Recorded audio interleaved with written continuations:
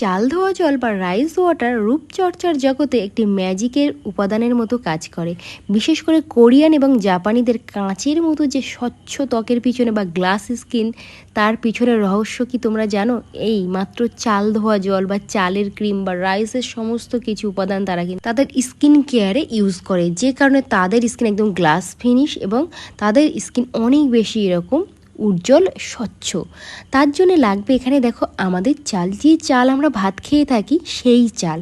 চাল ধোয়া জলে প্রচুর পরিমাণ ভিটামিন, খনিজ এবং অ্যান্টিঅক্সিডেন্ট থাকে, যা ত্বকের পুষ্টি কিন্তু যোগান দেয়। ত্বকের বলিরেখা দূর করে এবং ত্বককে টান টান রাখতে সাহায্য করে। ত্বকের উজ্জ্বলতা বা যেটা আমরা গ্লাস স্কিন বলে থাকি, চালের জলে থাকা প্রচুর পরিমাণ এনজাইম, যেটা ত্বকের কালো দাগ বা রোদে পোড়া, যেটাকে সানটান বলি আমরা, দূর করে ত্বককে কিন্তু উজ্জ্বল করতে সাহায্য করে। এখানে চাল ধোয়া জলটা দেখো কিভাবে ব্যবহার করব। চাল ধোয়া এবার প্রথম জলটা আমরা ফেলে দেব, তারপরে জলটা কিন্তু আমরা নেব। দেখো এটি প্রাকৃতিক টোনার হিসাবেও কাজ করে থাকে, যা ত্বকের বড় বড় যে লোমকূপ বা পোষগুলো থাকে সেই সংকুচিত করতে সাহায্য করে। দেখো জলটাকে এখানে আমি ছেঁকে নিয়ে নিলাম, আর এখানে ওইটা ফেলে দেব, দিয়ে সেকেন্ড যে জলটা আমি দেব সেটা নেব। প্রথম জলটা আমরা ফেলে দেব, তারপরে জলটা এখানে নেব। তোমরা যদি পারো এটাকে মিনিমাম 2 থেকে 3 ঘন্টা যদি ডুবিয়ে রাখতে পারো চালটাকে, তাহলে খুব ভালো হয়। আর হাতে যে সময় না থাকে মিনিমাম 10টা মিনিট কিন্তু এই চালটাকে এভাবে তোমাদের ধুয়ে রাখতে হবে, মানে একটু ডুবিয়ে রাখতে হবে। দেখো গ্লাস স্কিন ফিনিশ যেটাকে বলি, কোরিয়ানদের হাইড্রেশন এবং উজ্জ্বল ত্বকের জন্য একটি কিন্তু ব্যবহার করে থাকে। তারা বাজারের কেমিক্যালযুক্ত ক্লিনজারের বদলে চালের জল দিয়ে মুখ ধুতে পছন্দ করে। ত্বকের কিন্তু ভীষণভাবে মানে আর্দ্রতা বজায় রাখে। কোরিয়ানরা অনেক সময় চালের জল 1 থেকে 2 দিন বাইরে রেখে হালকা টক বা ফার্মেন্টিস যেটা হয়ে যায়, তারপরে সেটা ব্যবহার করে। এই যে ফার্মেন্টেড হয়ে যাওয়া প্রক্রিয়াটি, এটা কিন্তু পিটারা বলে। মানে পিটারা নামক একটি উপাদান তৈরি হয়, যা কোষের পুনর্গঠনে অবিশ্বাস্যভাবে কিন্তু কাজ করে থাকে। দেখো বন্ধুরা, চাল ধোয়া জলটা এখানে আমি নিয়ে নিয়েছি। এবার এর মধ্যে আমি দিয়ে নেব হচ্ছে 1 টিস্পুন পরিমাণে গোলাপ জল। যে গোলাপ জলটা এখানে ইউজ করে একটা ফ্রেশনেস ভাব আসবে এবং একটা স্মেল আসবে, ভীষণ সুন্দর লাগে যেটা। এর মধ্যে তোমরা চাইলে গোলাপ জল দিতে পারো বা নাও দিতে পারো। গোলাপ জলও কিন্তু আমাদের স্কিনকে অনেকটাই তোমাদের ফ্রেশ ফিল করাবে। দেখো এরকম একটা স্প্রে বটল তোমাদের নিতে হবে। এবার এই জলটাকে এর মধ্যে আরামসে তোমরা 1 সপ্তাহ রেখে দিতে পারো, কিন্তু ডাইরেক্ট বাইরে রেখো না। যখনই ইউজ করছো তার পরপরই ফ্রিজে নর্মালে রেখে দাও। আবার যখন ইউজ করবে সেটা আবার ফ্রিজ থেকে বার করে তোমরা ইউজ করবে। বা এটা হয়তো 1 দিন ভালো থাকবে বাইরে রাখলে, তারপরে 2 দিন ভালো থাকবে। বাইরে রাখলে 2 থেকে 3 দিন ভালো থাকবে, তারপরে কিন্তু তোমরা ইউজ করতে পারবে না। ঠিক আছে, চলো বন্ধুরা স্প্রেটা কিভাবে ইউজ করব চলো সেটা দেখা যাক। প্রথমে ফ্রেশ মুখে স্নান করার পরে বা রাতে ঘুমানোর আগে, বা যখন মুখ ভীষণ জ্বালা পোড়া করছে, রৌদ্র থেকে বাইরে এসে মানে বাইরে থেকে ঘুরে এসে খুব মুখটা একটু নর্মাল জলে ফ্রেশ করে নিয়ে তারপরে কিন্তু টোনার ইউজ করতে হবে। আমাদের স্কিন কেয়ারের 3টে কিন্তু ধাপ থাকে, যেমন ক্লিনজার, টোনার অ্যান্ড ময়শ্চারাইজার। এই সিটিএমটা কিন্তু মেন আমাদের স্কিনে করতে হবে, তাহলেই স্কিন অনেক বেশি ইয়াং থাকবে, উজ্জ্বল থাকবে, হেলদি থাকবে এবং বয়সের আগে বয়সের ছাপ পড়বে না, মুখের মধ্যে মেচেতা বা বলিরেখা কিছুই আসবে না। স্কিন কিন্তু একদম ইয়াং হয়ে থাকবে অনেক দিন পর্যন্ত। তার জন্য তোমাদের কিন্তু ডেলি রুটিন হিসাবে সিটিএম করতে হবে, মানে ক্লিনজার, টোনার আর ময়শ্চারাইজার, এই 3টে জিনিস কিন্তু ডেলি বেসিস স্কিনে তোমাদের ইউজ করতে হবে।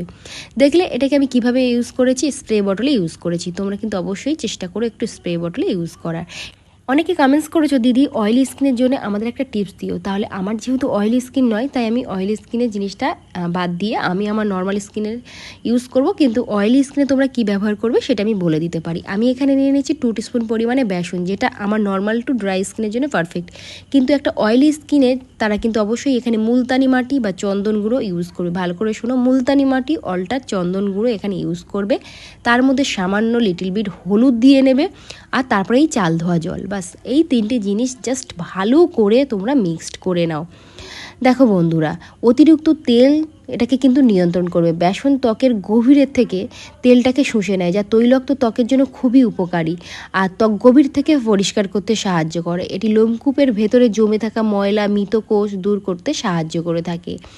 আর অ্যান্টিব্যাকটেরিয়াস গুণের কারণে এটি কিন্তু ত্বকের সংক্রমণ, মানে যেমন ব্রণ সংক্রমণ হয়, সেটাকে কিন্তু রোধ করে।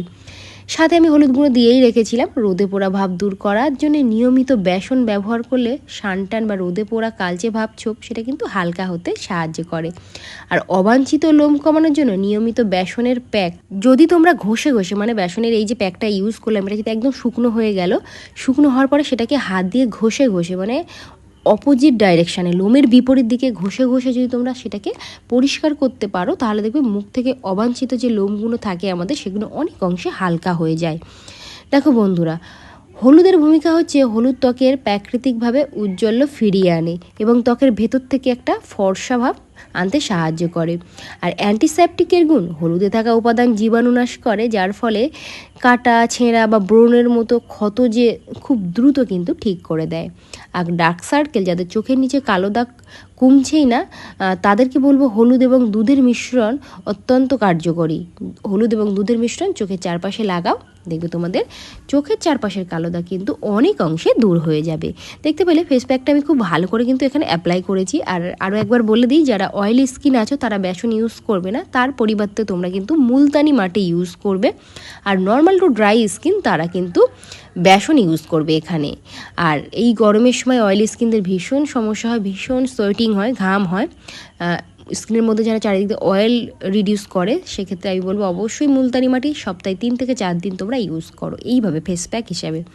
দেখতে পেলে এটা 15 মিনিট রাখার পরে যখন মুখটা হালকা আমার শুকিয়ে গেছিলো, যখন আমি এটা ম্যাসাজ করবো তার আগে কিন্তু ওই টোনারটা দিয়ে আমি একটু মুখে স্প্রে করে নিয়েছি, যাতে করে যে ড্রাইনেসটা ছিল সেটা কিন্তু চলে গেছে, গিয়ে এরকম একদম নর্মাল ফর্মে চলে এসছে। এবার আমরা ম্যাসাজ করবো, অবশ্যই হালকা হাতে ম্যাসাজ করবে, তাতে করে তোমাদের লোমকূপের গোড়া থেকে যে ময়লাগুলো থাকে সেগুলো দূর হবে এবং মুখ থেকে সমস্ত ধরনের যে ময়লা, অয়েল এবং তার সাথে সাথে যাদের মুখের ভিতরে দেখবে ব্ল্যাক হেডস, হোয়াইট হেডস, নাকের দুই পাশে, আপার লোয়ার নিচে মানে লিপসের নিচেও অনেকের আমি দেখেছি ব্ল্যাক হেডস, হোয়াইট হেডসের সমস্যা হয়, সেগুলো কিন্তু ক্লিন হবে এই মাসাজের কারণে। অবশ্যই মাসাজ করতে হবে।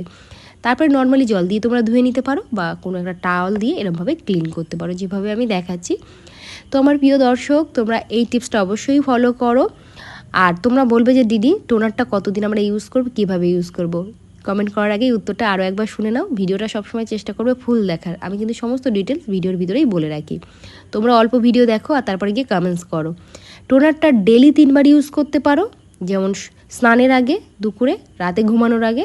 আর দুপুরে বাইরে থেকে ঘুরে আসলে বা রৌদ্রে গেলে মুখ জ্বালা জ্বালা করছে, বাড়ি এসে নর্মাল জল দিয়ে মুখটা ক্লিন করে টোনারটা ইউজ করো, তারপরে একটা যে কোনো ময়শ্চারাইজার তোমরা ইউজ করতে পারো।